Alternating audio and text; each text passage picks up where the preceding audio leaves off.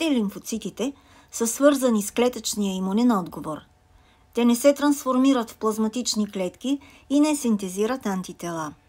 Разпознават антигените не при директна среща, а само след като бъдат процесирани и представени върху мембраната от макрофагите или от други клетки на организма.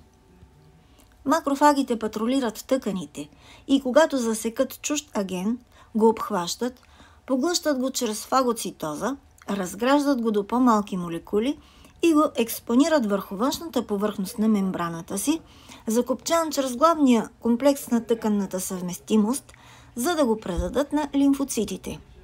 Да го представят на лимфоцитите. До този момент отговорът е неспецифичен. За да извикат лимфоцитите, макрофагите започват да секретират цитокини, които привличат Т-лимфоцитите, и от тук започва специфичният имунен отговор.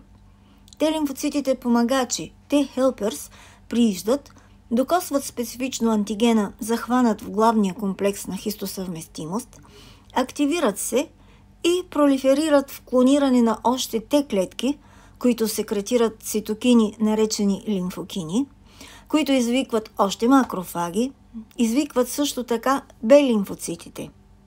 Б-лимфоцитите вземат мярката от Т-лимфоцитите за антигена, активират се и се диференцират в плазматични клетки, които започват синтезирането на антитела срещу този антиген.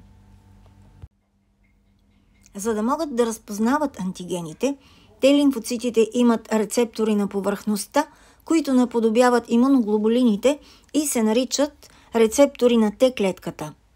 Тези рецептори разпознават специфично антигена, свързан с главния комплекс на тъканната съвместимост. Т-лимфоцитите се образуват в костния мозък, постъпват в кръвта и се спират в тимуса, където озряват, и всеки лимфоцит получава своя прототип на антигенен рецептор. Т-лимфоцитите се намират в тъканите и органите, например в лимфните възли и лимфоидната тъкан на лигавиците. Какви типове Т-лимфоцити има? Освен рецепторите на Т-клетката, Т-лимфоцитите показват маркери върху мембраната, които функционират като корецептори, наречени CD – Cluster of Differentiation, защото позволяват да се различат две групи лимфоцити – CD4 и CD8. CD4 или T4 – helpers, помощници, разпознават антигените, представени от главния комплекс на хистосъвместимост 2. Когато разпознаят един антиген, Т4 се активират и се превръщат в ефекторни клетки TH1, TH2, TH17, които секретират субстанции, познати като цитокини или лимфокини, които стимулират активирането или диференцирането на други клетки и разширяването на имунния отговор.